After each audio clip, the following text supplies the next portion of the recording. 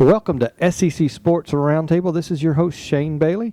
Got with me today, we'll get right into things and introductions, Drew Young. Welcome, Drew. Shane, good to be here. Glad you were here. That's 2 weeks in a row. I know, I'm trying to get a streak back. There we go. Back going. Just like Kentucky after their loss in the SEC tournament, you're trying to... What is that? What does that got right there, Shane? We about 40 seconds into this, 20 seconds in, and 22 we've seconds. already introduced, talked about Kentucky. This is going to be a fun podcast for me, I can tell. And Blair Smyly. Good to be back. Glad you're able to make it. You've been a traveling man. I have been to Florida and everywhere else. Kentucky and yeah. There again, and I got Kentucky into both of your introductions. What's the over/under on how many times we say Kentucky today? I'm putting in like 27. Too many. They hit the under in the game yesterday. Yeah. I think the under was 136 for the combined score, and I would have taken the over if I had money to put down, which I don't because we don't have any sponsors. Yeah. Sponsors could create a gambling habit for me. That's a good way to get sponsors is by saying that we're going to use their money to gamble with. Yeah, you know how little I gamble, so the chances of that occurring are about as good as us getting a sponsor this week. So, welcome to the SEC Sports Roundtable. We're going to get some housekeeping issues out of the way. I think I've been a bad host and not telling you guys some things, and I'll start off by making a commercial for myself. And if you're interested to hear the story behind SEC Sports Roundtable, how we got started, what it took to get this podcast started, or what I went through to get these jokers to agree to do a podcast with me every week, I'm going to do a session at PodCamp Nashville, which is going to be April 14th. It's on a Saturday. It's a free event. If you're interested in podcasting or technology or anything about social media or interactive media, it's going to be a great event, free to come out there, and don't know when that session's going to be or what room, but it's going to be at the old Cadillac Ranch, which is now something tequila, something or other. That's right, I can't remember. They had a name change recently, but it's right down on Broadway, so you can actually enjoy a beverage and be happy to talk to you there. So if you're in the Nashville area and would like to come out and listen to that, go to podcampnashville.org. Check that out. Sign up for that session. We'd love to have you out there. But you can listen to this podcast on a regular basis through Facebook. You can also see the video version of that on Facebook as well. We've got that figured out. My IT department is coming through slowly but surely, one little event at a time. We are on YouTube. SECSRT is our channel. We are on Facebook. I said that. iTunes, Stitcher Radio, SEC Sports Roundtable on all of those. The website is SECSRT. Get the latest podcasts, and we do our picks. You can see our weekly picks when we do those in football and basketball season. You can check those out. We'll give kudos to Blair Smyly. I think he ran away with the basketball one this year quite handily, so congrats to you on that. And we did the football, going back to gambling. So this is the gambling podcast. The football podcast, we did talk about the over-under. We used that. But basketball was just too hard because you can't make a pick out and a week out in advance and still be able to get the line. So we just did wins and losses. And even then, we all did really well. But Blair, you did an exceptionally great job at that. So that's what I'm talking about. Yeah, Blair, you went with the whole strategy of pick the home team unless it's Kentucky or Florida. Yeah. So that's the way you win. And I even went with Mississippi State in their 5-game losing streak and just rode them all the way through that whole thing. So, but that's anywhere. Did I miss anywhere people could find us? I think I covered all the bases, and we have most of that out. Twitter, yeah, we're on Twitter. SECSRT is our Twitter handle. What is it really called? You would think I would know. Is it Twitter handle? Yeah, Twitter handle. All right, our Twitter handle is SECSRT. We try to get a few tweets out at least every week, and when there are major events, we try to get a few more out there. So all the ways to find us and interact with us, we'd love to hear from you. The podcast, we're going to get into the action at the week, and there's been some news on the basketball front, not related to the tournament. We'll talk about the tournament a little bit later, but on the coaching front, it looks like South Carolina has found their man. That's right. Frank Martin from Kansas State, which is some would say a surprising move, but I like the move, even though I'm not a huge Frank Martin guy. I mean, I think he's very good discipline-wise, but I also think there's some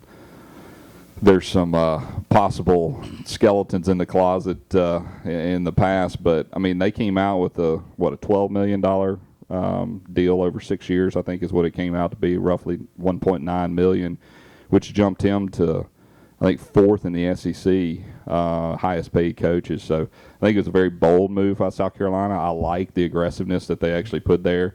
South Carolina's got a fantastic facility. They got pretty much a 20,000 seat arena that they built a couple of years ago, and I think it's just an aggressive move, and I like it. I don't know. I heard that Bruce Ellington went to football practice the next day. I don't know how much he's fired up about being yelled at and screamed at by Frank Martin, but I think it's a good move, and I thought it was a very strong, aggressive move from South Carolina's standpoint. Yeah, I think that when you're hiring for, in college sports, you've got about 4 or 5 different ways you can go. You got the home run where you're talking about you're hiring the best of the best, kind of what Kentucky did with Calipari. That's getting a guy that currently has a job and getting him to go to your school and say, hey, we want you here.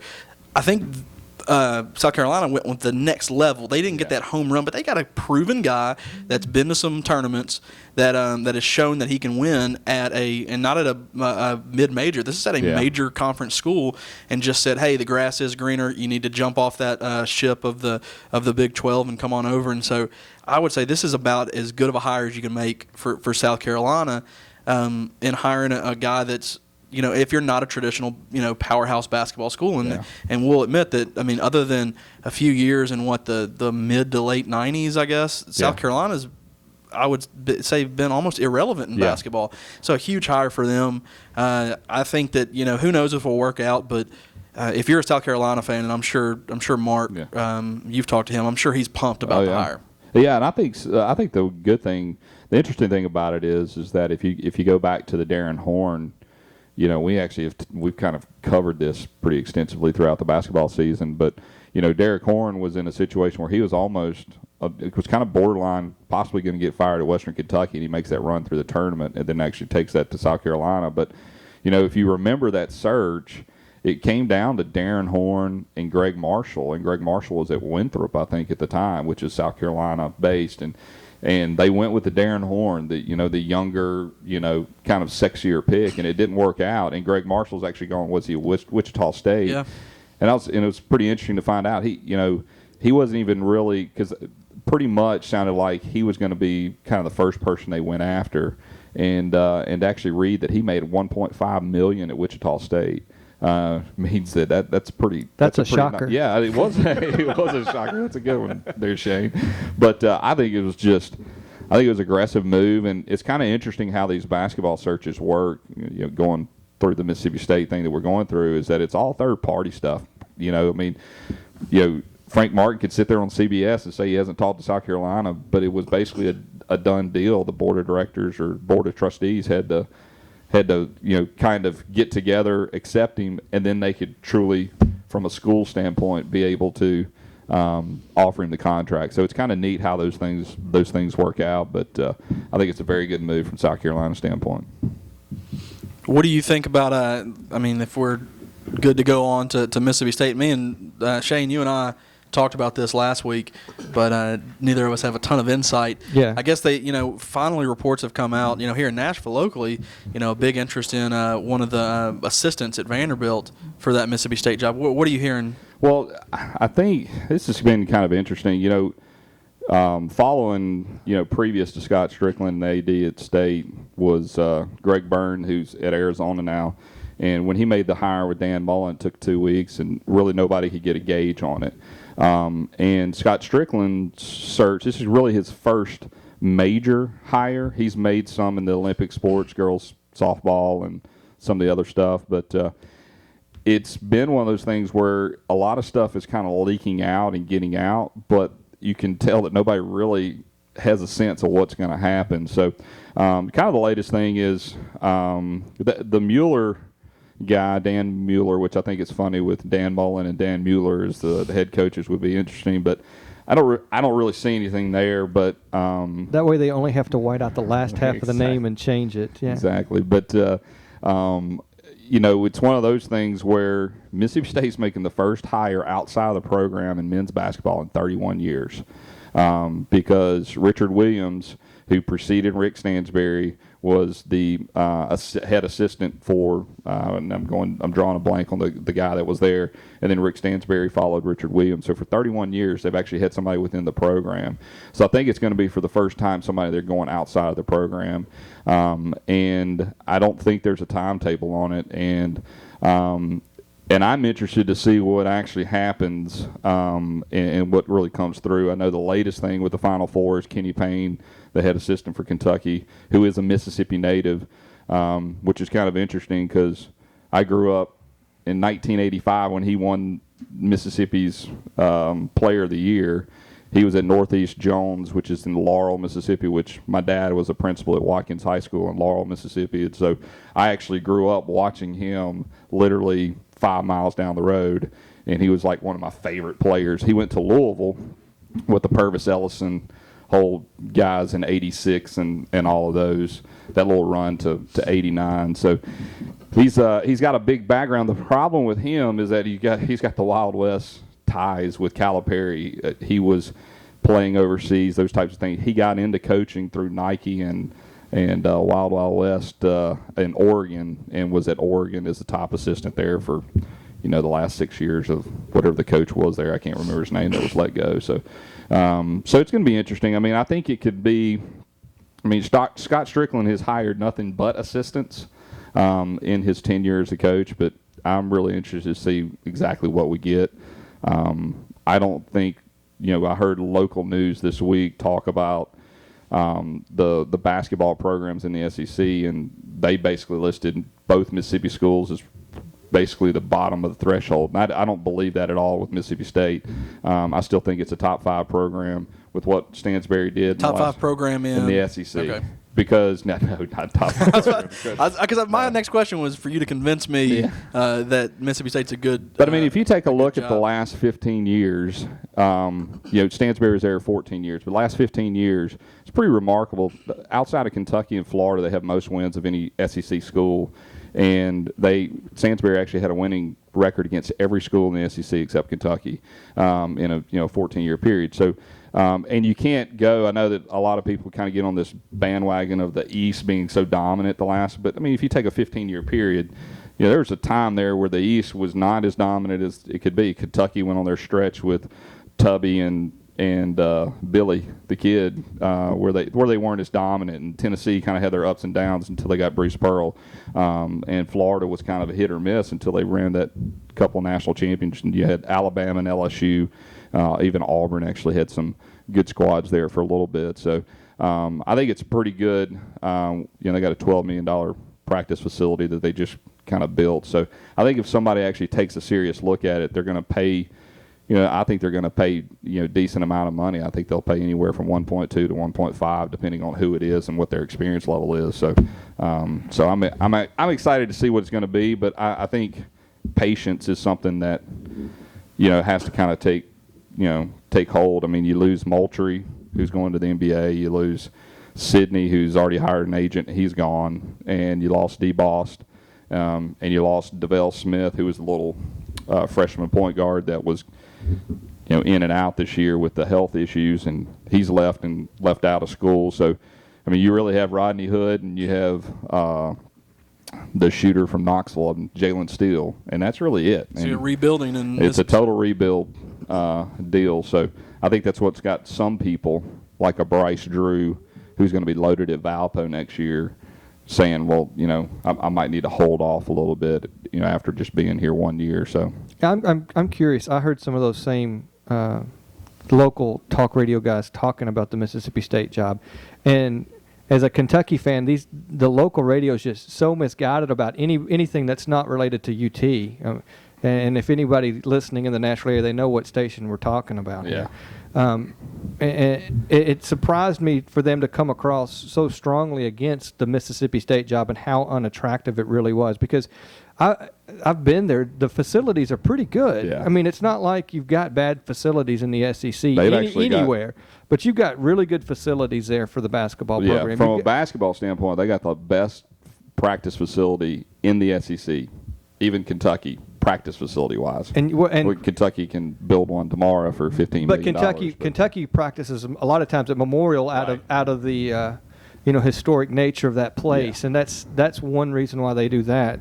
But that kind of surprised me, and I was curious. I was going to wait to hear what your thoughts were on that, because the other thing and the only thing that I agreed with them was that it's so far out of the way. Yeah. Mississippi State, and we've been to Starkville. There's no real easy way to get there from most schools in the SEC. Yeah, you're not driving down an interstate and then just pop into Ole Miss or Mississippi State. I mean, you have to be going there. Yeah, that was the only was the only thing that they came up with to me that was a valid reason why a coach wouldn't want to go to Mississippi State. But there's a lot of places, a lot of colleges that you have to get off the interstate to go to. So to me, that wasn't an issue.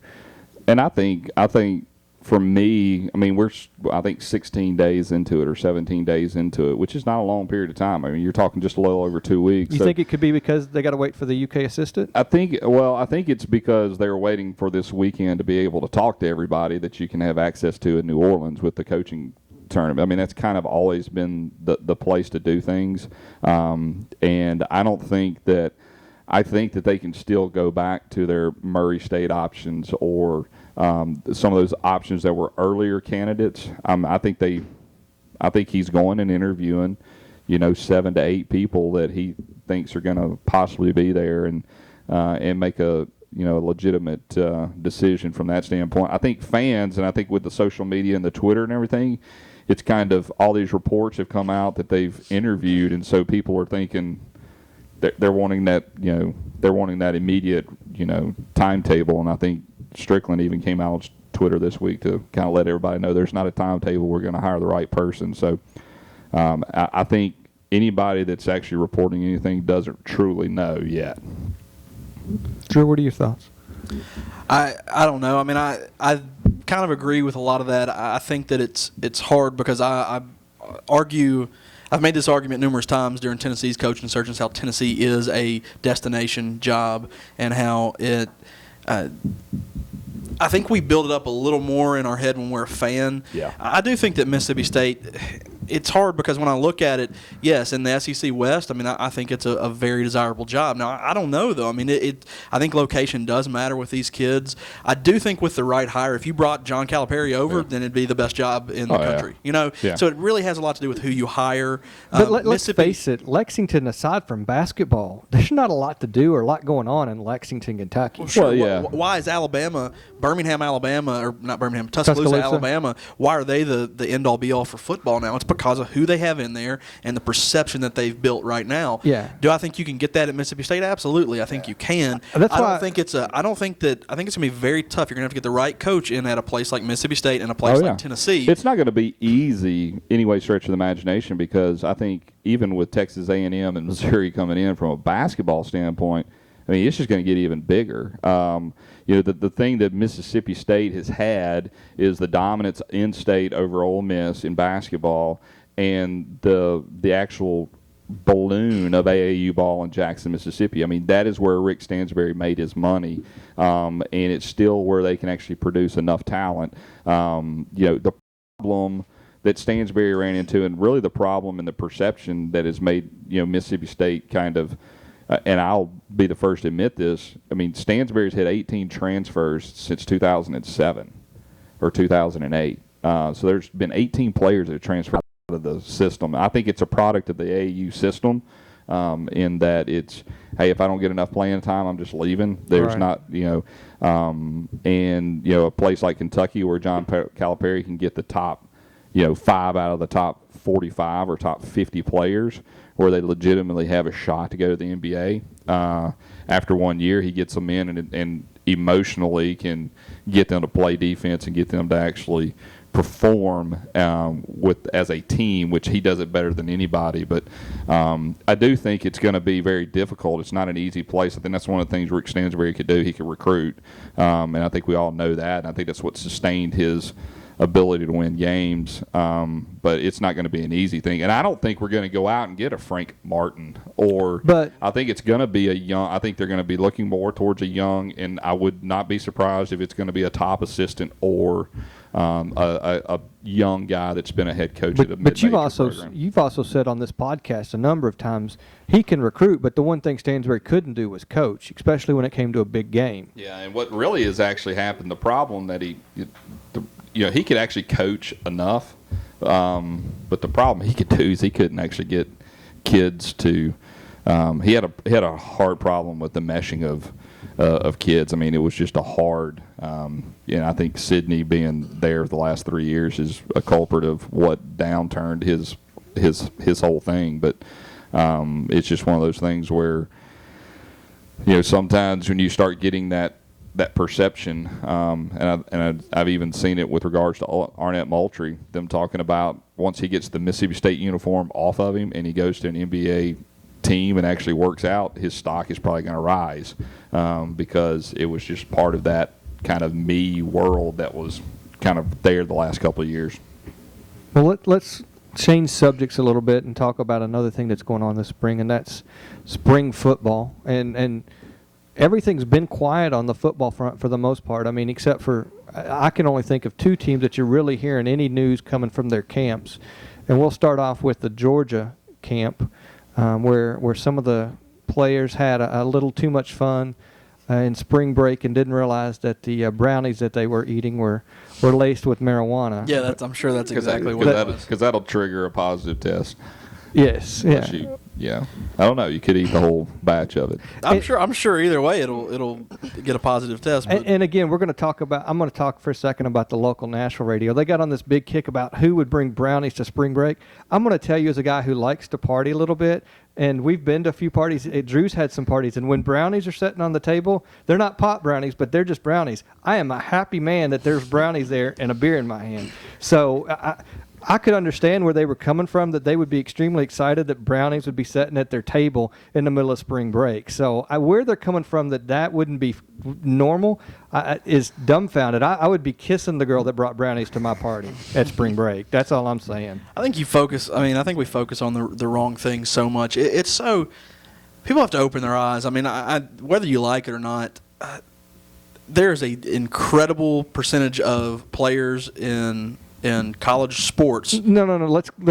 I know where you're going with this. There's an incredible percentage of college students. Sure. It's not just localized. That are smoking pot, and everybody just gets so up in an uproar about, they did it this way, they did it that way. I think we're best to just kind of be like ostriches and act like this doesn't happen, and when people get suspended, be a little bit surprised. But if they really tested the right way and it was completely random and they did it all the time and the coaches weren't trying to just make sure that they had their players for certain games and they didn't get caught, I mean, half the teams we'd have to. I mean, it'd be a horrible product because all the good players are out smoking weed. I mean, that's just all there is to it. So they're probably smoking weed with their boosters. Exactly. I'm sure the coaches are probably smoking it with the players. It's ridiculous. But I mean, the bad thing is that Georgia's had an influx of these situations. Now they got Bakari Rambo, who is one of the top defenders in the SEC. Alec Ogletree, one of their best defenders, players, linebacker, are suspended for 4 games. Lucky for Georgia, once again, they get the easiest schedule every year, and those 4 games are against Buffalo, Missouri, Florida Atlantic, and Vanderbilt. So the only real game they've got is Missouri. I'm sorry, Vanderbilt. I still think that Georgia is a much better team even without these guys. But Blair pointed this out back right in time for the Tennessee game. So good that Tennessee can catch a break again. But yeah, I mean, they're losing those 2 players. They're probably best 2 defensive players. Throw in 2 more returning starters that are suspended for one of them suspended for the first 2 games. The other one suspended for the first game, and that's a lot. I mean, that's some negativity going on in Mr. Richt. Mr. I'm a Saint. Come to my program. Richt. I mean, he has the same problems everybody else does, and Georgia's for a team that really needs to start off good. Because they didn't last year. If you remember that, I mean, they were 0-2, and then they ran off 10 in a row or something like that. Now their schedule's a little bit different this year, but for a team that had a little trouble starting last year, it's not a good sign when they're losing these players. I think the Missouri game was going to be tough anyway because that's Missouri's home opener, SEC game opener, and it's at home against Georgia. And, Georgia historically for the last 50 years hasn't crossed the Mississippi in non-conference or conference play, and so now they're actually going to go on the road, and those are two big guys. I think it just when you got a James Franklin quarterback that's in Missouri's going to be, I think, pretty decent next year. So they might have to they might take a plane to travel there. They're probably not used to that, so it's going to be tough. I don't know what else we can say about it. I agree with you, Drew. And right or wrong, I don't know what the answer is, but this is something that's going on. Legalize it. Well, it would make some states bordering Tennessee a lot of money if they would legalize it, and get rid of a lot of meth, because the same people that are growing meth in their crack houses are the same ones that could grow the pot and pay the taxes. But that's another story. But this is the Legalized Drug Podcast, brought to you by Shane Bailey. That's right. Where our brownies are delicious. But, it's something that's not going to go away in collegiate sports. I mean, for even Olympic sports. I mean, look at Phelps. I mean, somebody that's supposed to be as clean-cut as Michael Phelps, winning all the golds and turning around 2 months later, 3 months later. Yeah. Hanging out in South Carolina. Here's the big thing. I've got a guy that I work with who was a manager for Alabama's football team for the last, 4 years prior to this last year. He wasn't this year, obviously, when their national championship. But, I mean, one thing he told me that I thought was kind of telling was the stuff that we make a big deal about on these podcasts and as fans and in talk radio, it's just not nearly as big of a deal for the coaches and the team. Not to say that drug tests aren't a big deal, but, we talk about these secondary violations and all this stuff, and they just, it's just not nearly as big of a deal. They're like, oh, that stuff happens. It's part of the game. You try to avoid it the best you can, but you don't get in the biggest uproar. Because if you think, as much as we run around with our heads cut off when you have a guy suspended for 4 games, think about all that stuff if you were a coach. They're focused on practice and winning football games. Yeah. And this stuff happens. It's a casualty of dealing with 18 to 22-year-old kids. To them, they look at it as a sprained ankle or something like that, where he's out for 4 weeks. We're gonna have to. But it's the same mindset a coach has to have, whether it's drug related or injury related. They're still going to have to fill that hole, and they're still going to have to play football that Saturday, regardless of whose jersey's on the field in that position. So you make a good point that to those teams, it's not a big deal, and really to us on this podcast, this particular issue is not a big deal. I think that we're thinking people are making a bigger deal out of this than it really is, because it is so prevalent in society altogether. It's the same people that are chastising these players for doing it might have been doing it themselves last week. Who knows? Yeah, sure. And so it's biting your nose to see your face or whatever that. Cutting off your nose to spite your face. There we go. Spiting your nose to see to your cut face. your face. How's it going? But it's silly to me that these guys are facing these penalties for something that. Yes, they shouldn't be doing it. We all agree to that, but we're not going to stop them. It's just like when we were in college and we were under the age of 21. Did we or did we not have a drink? We knew we were doing something we weren't supposed to, but we were still going to go do it anyways. And I think that's kind of the mindset that we all have here at this table. And this is funny. I was just kind of reading over something here, and for Bakari Rambo. His incident was he got caught speeding near Macon. Well, last year got caught speeding near Macon, Georgia, and a marijuana joint was found in the purse of the girl he was riding the car with. And so he's got in trouble for this exact same thing before. So you got to know it's prevalent when you're getting slapped on the wrist for the exact same thing year in and year out. But it wasn't his. It was his girlfriend's. Exactly. Just like the panties that the athletic director had a couple years ago in his lap. He was just holding them for the girl. That's the best story ever in the history of SEC sports. Is when the athletic it wasn't the athletic director. Georgia athletic director. The athletic director was driving with a woman that was not his wife, and he got caught with her panties in his lap. And he was drunk. And he was drunk driving too. And the officer said, "What are you doing with those?" He's like, "I'm just holding them for him." That's a nice guy. But he was. Yeah, exactly. They were Georgia red, though, from that story. So. And who knew what she really needed to be doing? She might not have needed those panties, so he could have been doing her a huge favor. Yeah, that's just a nice guy for you. Talk about torching your career.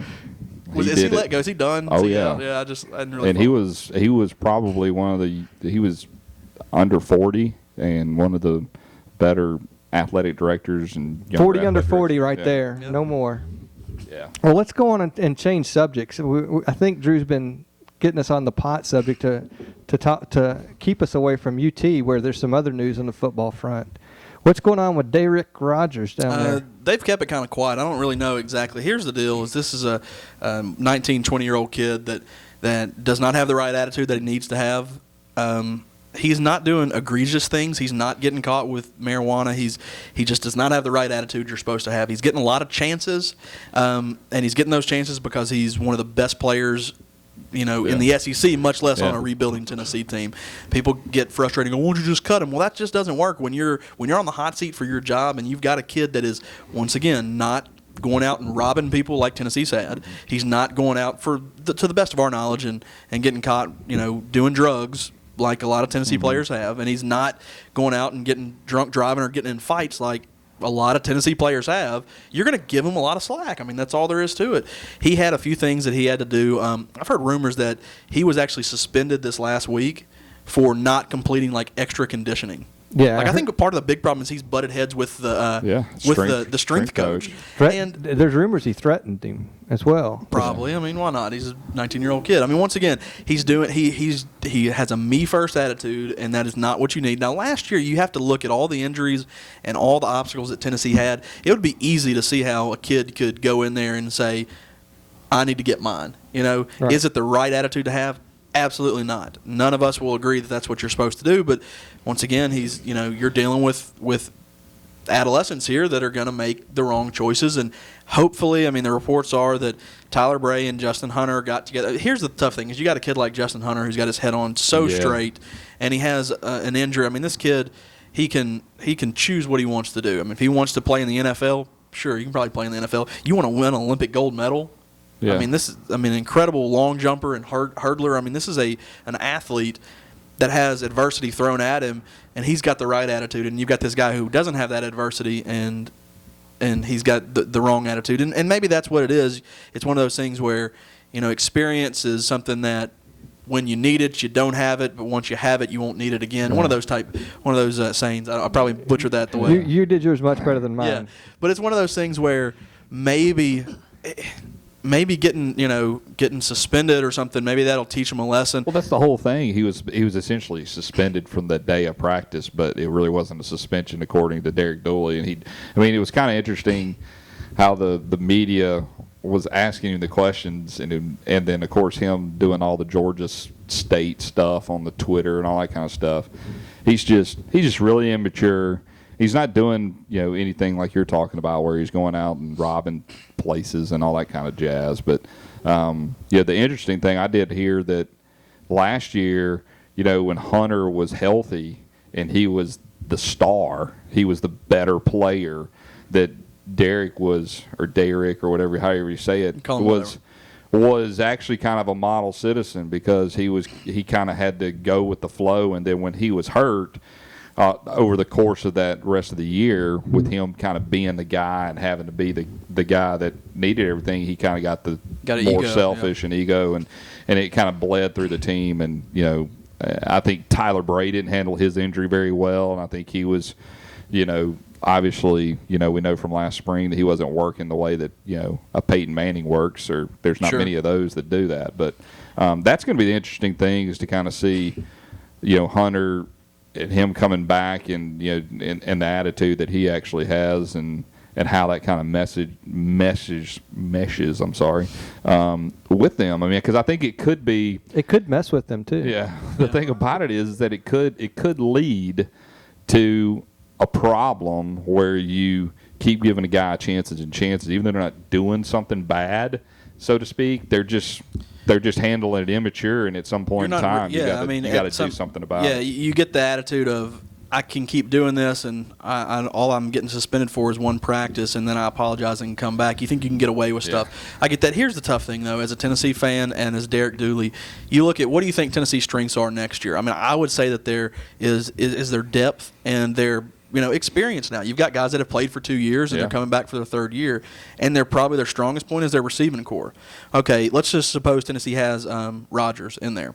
You've got Derek Rodgers, who had a great year last year, over 1,000 yards receiving, double-digit touchdowns. He might have had 9 or 10. I don't know. It's close, though. Has done it for a couple years. Solid. You've got a solid number one receiver. Well, you've got Justin Hunter. If he comes back, you've got a deep threat, and that makes Rodgers that much better. Well, who do you have now as a third receiver? You've got the Cordero Patterson, who is a junior college player that's got all the talent in the world. Then at that point, you've got 3 good receivers. Now throw in a Zach Rodgers that has played a few years, and Michael Rivera and a Cam Clear, your tight ends that are talented. You've got one of the best receiving cores in the SEC and probably the nation. Yeah. All right. You take Rodgers off that. Now your go-to guy is a guy coming off an ACL injury where you're hoping, if he is good, then great. And then you've got an unproven – he's the guy in the receiving corps. What I'm trying to say is he's the only one that's not either injured or unproven. Yeah. You can't really – if you lose him, you take a strength. Malcontent. Yeah. You take a strength and turn it into a question mark. And that's what's hard, and that's what Dooley knows. And we'll see. I'm fine with giving him chances. I don't want to ruin the team's chemistry, but if the players haven't seemed, they've said all the right things of, hey man, this is just it's growing pains, it's part of the process. Well, supposedly the reports came out that the players went to Dooley, basically asking them to be kicked off the team, and Dooley turned around and sent it back to the leadership council, and of course they were like, well, this is not our decision. This should be a head coaching decision. So there's all kinds of chatter about that, how do you throw it back on kids and make them make the decision, and it's kind of interesting. That's what Coach Boone did back with, remember the Titans, when they wanted to kick that kid off. They got Gary Bertier to kick him off, so maybe that's the right move. I don't see where that's an issue. The coach is saying that I'm going to respect your decision. If you as teammates don't want him on your team, then make that decision, and I'm going to honor that. That's the way I read that, and apparently nobody else feels that way. Yeah. But to me, that's Dooley saying, all right, guys, if you guys want me to support you, I will. If you want him off the team, it's coming from you. Yeah. And the rank and file that's within the team is the one that's going to make that decision, not me as the coach. I don't see anything wrong with that as a person on the outside looking in. He's saying that you as teammates don't trust him and don't want him on your team. I'm fine with that. And that's the way I see it. Now, I don't see that that's come across that way, but that's the way I see that. And I don't have an issue with that from Dooley's standpoint. You could see it. Yeah, I can see it both ways. Well, and you can read it the way you want to read it. Yeah. If you're not a Dooley fan, you're going to read it the other way, that he has no control of the team. Yeah. And you're also reading that you got a offensive line that you got to get back up. You got to learn how to run football. You've got a guy coming off an ACL injury. You got it's coming from that camp is the same camp that spent all Friday talking about spending $5 million of their lottery winnings to buy Dooley's contract out, for God's sakes. and they're just morons. They're just quick to react on things. And if they were in Dooley's position, and I can't believe I'm standing up for UT folks, but if they were in Dooley's position, they would have probably done the same thing. And yet they're sitting there bashing him left and right, and talking themselves up because of that. And it's just, as a Kentucky fan, great. More turmoil in UT is good for us. We can get 2 in a row. When's the last time that's happened? Well, I think it's funny that they were all trying to say that Dooley didn't know anything about the Twitter stuff. And I was like, I actually believe that Dooley didn't know anything about the Twitter stuff, because he's actually said on multiple occasions that when he goes home to spend time with his family, he puts his cell phone, he basically just turns it off. Right. And so, it's funny because a coach like you're talking about, like your buddy in Alabama, he's not paying attention to those types of things when he's hanging out with his family that he doesn't see ever. When you got to compartmentalize that stuff, and I don't think it's as obvious as everybody thinks it is, but it'll be interesting. Make spring fun. It just goes back to, that argument goes back to where you see players after a game, and as fans, you're over there crying and your stomach hurts and you just don't want to talk to anybody for the rest of your life. And you look at the players and they're over there high-fiving each other. I really think that the players care more about it, get so distraught over losing as opposed to the players that know that it's part of it, You almost wish you had that, you could have that kind of attitude about it. But Are you saying you just can't win them all? I mean, that's the attitude you should have. But it is. I'm over there. I'm the guy that during the Tennessee LSU game 2 years ago when Tennessee had 13 players on the field, was on my back, screaming why, after that game. So yeah. I mean, I wish I could practice what you preach, I guess. Well, are we anything else we want to talk about before we talk about? I think we got Final Four to talk about. You mean that went on this week? Yeah, apparently. Really? What's happened so far? Well, Kentucky played 8-on-5 again, beat Louisville. No, I'm just kidding. I think Kentucky played a good game against Louisville. Oh, yeah. They had a much more talented team. It's weird. I think this Kentucky team, if they could play together for a couple of years, that's what you say with, if they could really get it together, they have so much talent that I just think that. I think that they are they out-talent any team they're going to play. Yeah. That's all there is to it. I think they've been like that the last few years. The difference on this team is, as crazy as it sounds, but having like a Terrence Jones and a Deron Lamb who have a year of experience, and Miller, and a Darius Miller who's got 4 years of experience, that's the difference I see in this team. Is they are able to rely on guys that have been there before, and I know that 2 years isn't compared to like a Shane Battier who was at Duke for 4 years, but. They have something to rely on a little bit. The kicker is when you bring in Darius Miller and you have Kid Gilchrist, and you saw it yesterday during the game, and I didn't get to watch all of it, but when Kid Gilchrist is sitting on the bench, Kentucky, you can attack when they've got one of those guys out. But if you get Darius Miller, you get Kid Gilchrist, and you got Terrence Jones, and those three on there, they're all mismatches. You can't cover all three of them.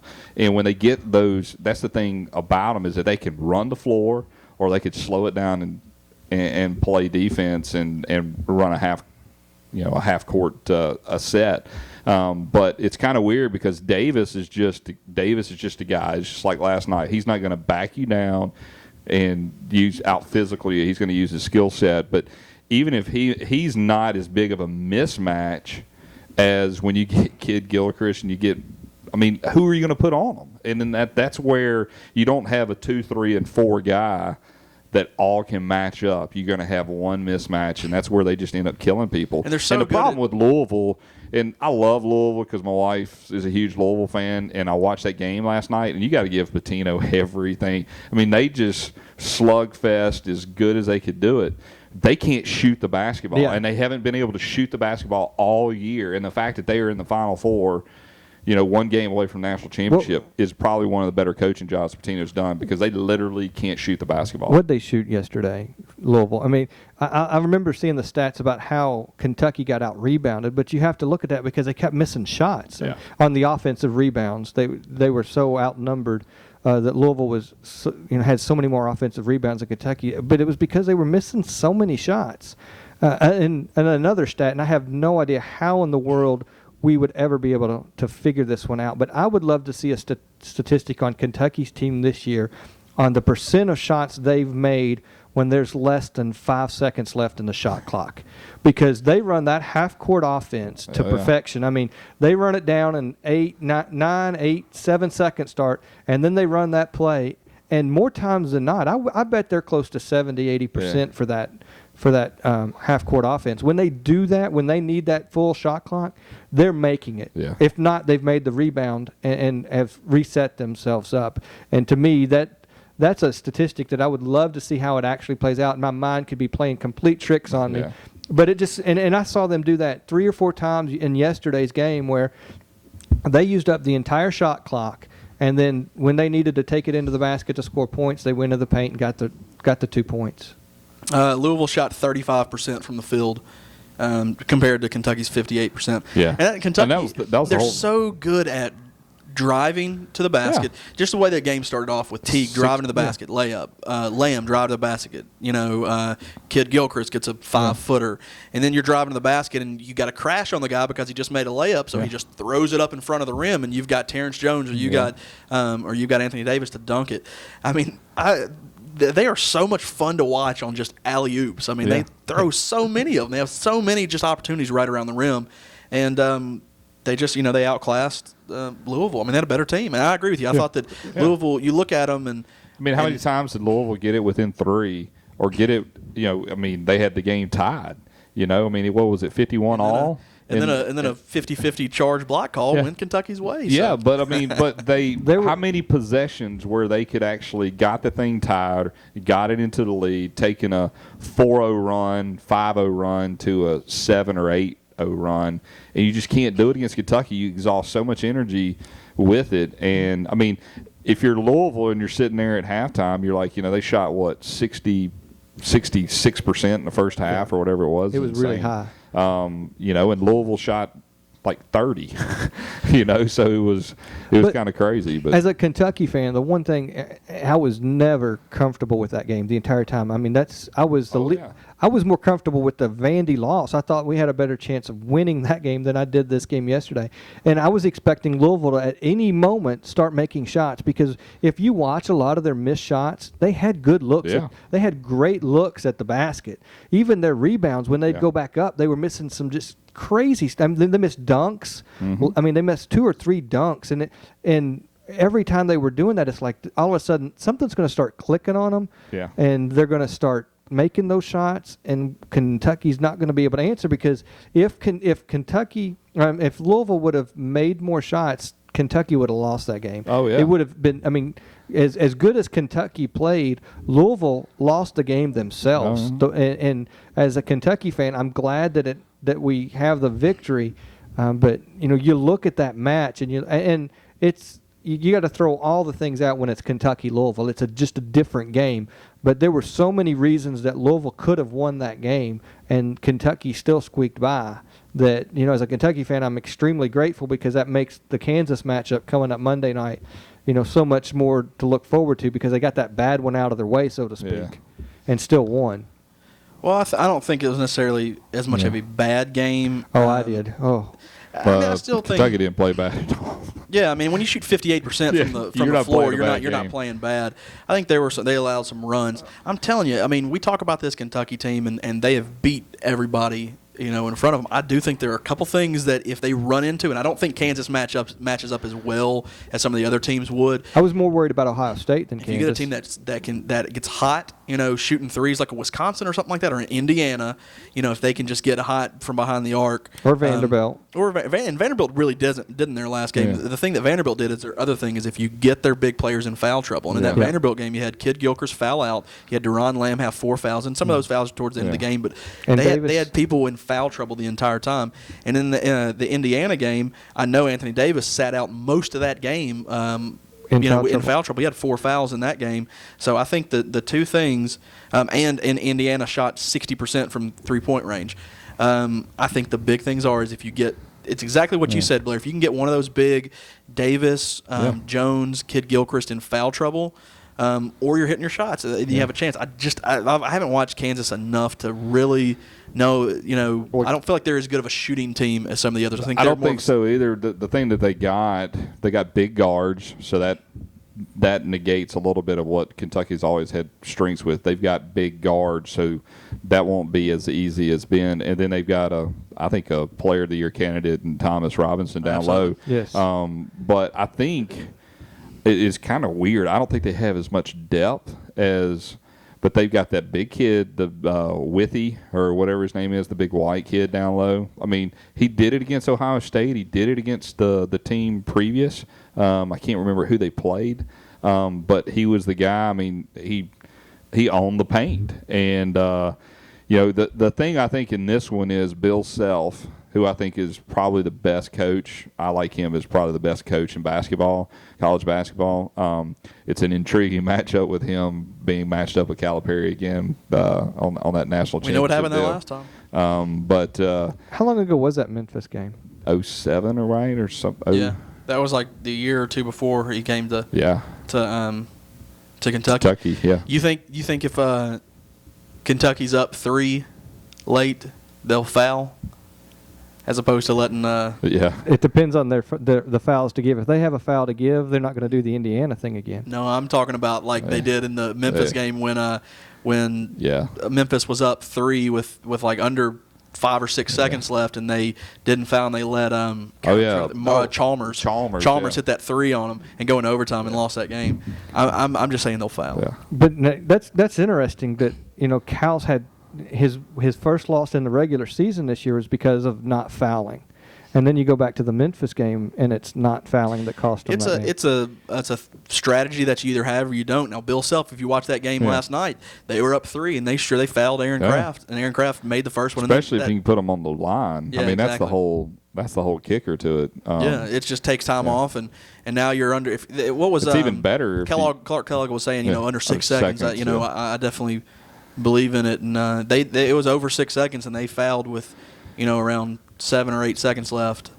Fouled Aaron Kraft, and it works. It's a good strategy. But the thing we have to remember is Kentucky's played Kansas this year, and they won by 10. So they're going to know each other a little bit. I think it's one of those things where, from a Kansas standpoint, you've got Tyron Thomas or Tyron Taylor. Tyshawn Taylor. I'll get it there in a second. But he's a senior. T. Taylor. That's been but he's been the guy that's kind of like the big enigma for Kansas. He gives you all these really good things, and then all of a sudden he does something stupid. It's kind of been the capsule of his whole career. I mean, it's kind of like last night. He makes the steal, under 8 seconds or under 10 seconds, and he throws the wild, crazy pass. And I'm like, just hold on to the ball, and it's just, but that was just typical him. So, if he has a great game, I mean, you just never know. I think the moment, and I think the officiating. I liked the officiating last night. I did not like the officiating in the Sweet 16. The Sweet 16, the Friday and Saturday night, was the most ridiculous thing ever. The Indiana-Kentucky game, I mean, what they were doing, I have no idea, but they basically took Indiana and Kentucky completely out of the first 20 minutes of that game, if you saw it. I mean, it went both ways. Yeah, it went both ways. But I'm like, how do you make these calls? And how do you – I mean, and they did it in other games that whole weekend. It was just – It was as if they were, last night they let them just completely play. I mean, Davis got thrown completely off the court on that out of bounds. I mean, on that play there, and which I like that. I like to let the kids kind of get a feel for it in that first 5 to 10 minutes. And I think when it comes down to that, I mean, you just gotta you just gotta do those things. But did y'all think that was a traveling call on Withy? No, it was not when you looked at it on the replay. And in live shot, I thought it was a hop. But when they showed the replay, it was tough. But you gotta love CBS, getting that last, 4 seconds that they totally missed. I mean, and Ohio State's not prepared to get the inbounds play. I mean, CBS. CBS didn't show many replays of that of the travel call. Oh no, they showed it once, and he was like, "Oh, I didn't really like that." But it was kind of weird. They kept the pace of that game going. There was not a lot of like hiccups and let everybody get set, and and Kraft. I'm like, well, how ignorant. I mean, the guy actually walked to the 2 guys at the 3-point line and told them not to cross the line. He warned them. And they both crossed, and Kraft crossed before the line. I'm like, what are y'all doing, people? It would have worked. I mean, he got the rebound. But when you leave a second early, you're going to get the rebound most times. I mean, unless you're Mississippi State, you just don't get that call. But that's another thing. All right, let's go around one last time and make our predictions, and then we'll open it up to our open mic segment here. Blair, you want to kick us off? I think Kentucky ends up winning it. I think Kansas can. I think it'll be a good game. But I think Kentucky pulls away late, wins by 6 to 10, somewhere in that range. High scoring, low scoring? I don't know. I think it's going to be.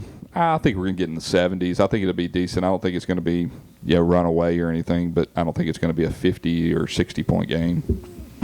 Drew? I know that Kansas is about a 7-point underdog, so if you go with the line, you would think that what Blair said is going to be right. It's I've said this. I don't see Kentucky losing. I will say this though, after watching the games last night, I would not be surprised. if it's more of a challenge. I agree with Blair. Bill Self is one hell of a coach. So I think that having him, I think he's a better coach than Calipari. I think Calipari is clearly a better promoter and recruiter. But you just can't count out a team with that talented. I'm going to say Kentucky wins, but it's going to be a close one. I think it's a 1 or 2 possession game. Hopefully at the end. That's what I'm hoping for at least. Of course I'm going to have to go with Kentucky. Why would you go against them? But I'm like Drew. I think it's going to be a little bit closer. I'm thinking, and I don't think it's going to score as high. I mean, if you look at the way Kansas played Ohio State, they were both in the mid-60s. Louisville and Kentucky both were. I think Kentucky used all their points in Indiana.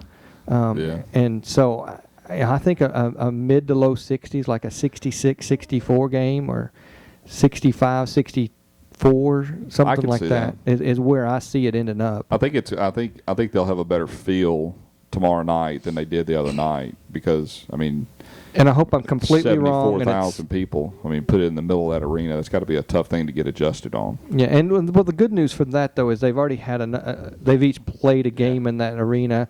They're familiar with the atmosphere.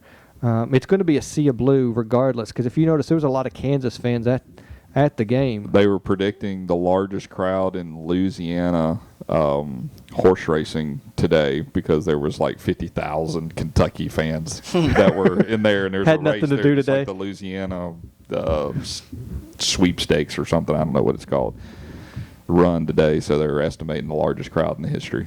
All right. Well, let's go around. Drew, we'll kick you off with our open mic segment. Anything you want to bring to us? I know you might have a movie review. Yeah, I've actually seen a couple movies. Did we talk about 21 Jump Street? No. I saw that. It was a funny movie. It's not great. Go see it. It's worth about $8, I would say. You're going to have to pay more than that to see it, so you're going to be out a little bit. So get it on Redbox and keep it for a week. I don't know. There'd be no need to. It is a guilty pleasure. Just go in. You want to laugh a little bit, eat some popcorn. It was better than I thought it was going to be. I think that's a big thing with movies is when your expectations. It could be a crappy movie, but if it beats your expectations, then you're going to enjoy it. It's like Gladiator. When Gladiator first came out, I was expecting that it would be so good that when I saw it, I was like, well, that wasn't as good as I thought it was. And it's still probably one of my top 10 movies. Yeah. When you rewatch it, it's one of those things. Like Gangs of New York, I was expecting so much, and now after rewatching it a few times, I think it's a great movie. So I agree with you with Gladiators. Like, what was the expectation level was so high that after I saw it, it's like I don't see what the big deal was. Well, that's because we saw Braveheart when you had no expectation because there hadn't been a movie like that. And Gladiator's probably just as good of a movie as Braveheart, but I'll always think of Braveheart as better because I wasn't expecting anything going into it. Because Mel Gibson wore a skirt. Yeah, because I love Mel Gibson, and he's a great Scottish warrior. Called The Hunger Games, which was a good movie. Would that be another guilty pleasure since that's an adolescent book? Is it? Do they consider an adolescent? It's a 7th grade reading level. There we go. Yeah, so it is. I found this out. But now, aren't most best-selling books at a I have no idea. I couldn't answer that. Most of the books I read are at about a 7th grade reading level. Maybe it's the news is written at a 7th grade reading. The news is actually written. Newspapers are written at a 5th or 6th grade reading level. Yeah. I actually talked about that in one of my classes. So, and that's so that they can appeal to more people. Exactly, because the literacy rates. We could get into all kinds of stuff with. Most people can't read at high school levels, or I wouldn't say most, but a large percentage. So you have to get your content to the level of what most readers can read and will read. So that's why I enjoy reading the newspaper. Yeah, you love the newspaper. I would say I find that most of the books that I like are written for 7th grade girls. So I enjoyed that book, and I really enjoyed the movie too. I thought it was well done. I would love to make that our title, but I don't think I can. if you once again, if you're looking for the best picture winner, then no, it's not going to do that. But if you read the books or you enjoy, movies like that, you kind of know what you're getting going in. It was enjoyable. The one thing I will say, just kind of going off the movies, been talking a lot about it. The Ryder Cup of Middle Tennessee, which is the golf event that was created by me and my brother Brett, who is on this podcast quite often, who has not been on in a while, and maybe it's because he's a little scared to know the smack talk will be coming.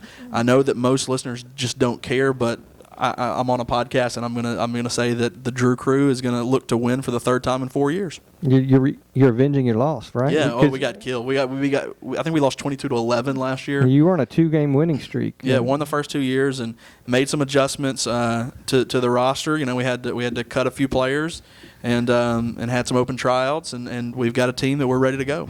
I was not invited to open tryouts. Were you? There was do y'all both follow me on Twitter?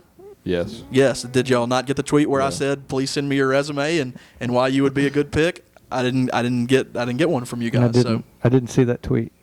The only thing I could do is drink beer better than anybody else. That's probably. I got some good beer drinkers on the team. You would fit in. Yeah.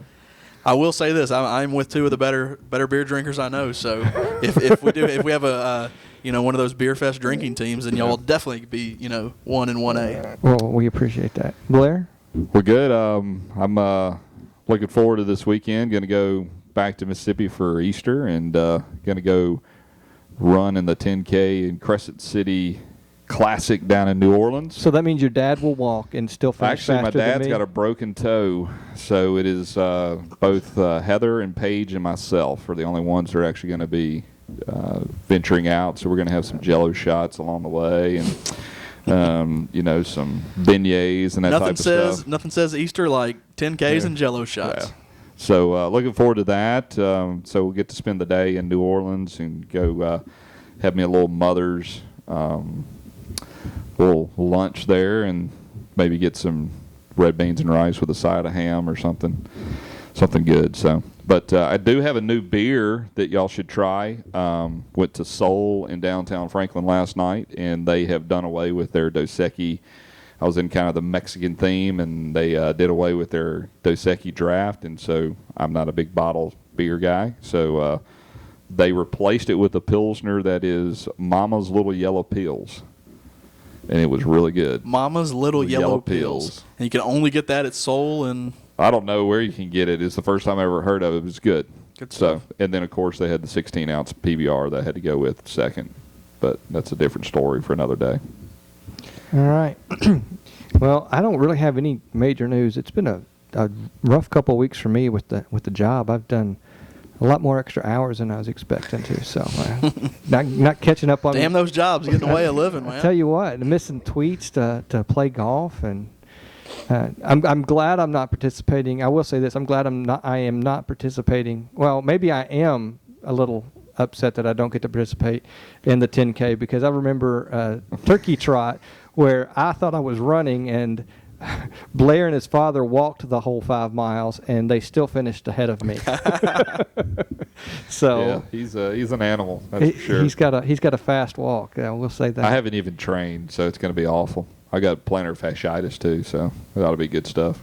Yeah, enough Jello shots, it won't matter. I think we'll be good. The good thing is Abita actually sponsors the race, so at the very end, little purple haze. You just have a little bit of everything Abita. It's nice, ice cold. Nothing like that about 9:30 in the morning. It's good. Purple haze is Abita, isn't it? Yep. Yeah, that's a really good one for me. So we're getting all kinds of beer sponsor possibilities here. We've already tried the Red Stripe. That didn't work for Brett. The little yellow pill. Yeah. Mama's Little Yellow Pills. Abita's a southern, aren't they? Yeah. They're based where? Abita where? Louisiana. Louisiana. In between Baton Rouge and New Orleans. And we got those guys. We got Sweetwater. I mean, we've got some down there. Need to get Lazy Magnolia too, man. We'll take those guys. Nothing like a little pecan. So was it? Southern Pecan. Southern Pecan. I got some of that in my refrigerator right now. Oh yeah. So we're changing this to the beer podcast. Some of that Kill Mississippi dirty water makes it good. So with that, guys, we're going to call this podcast done.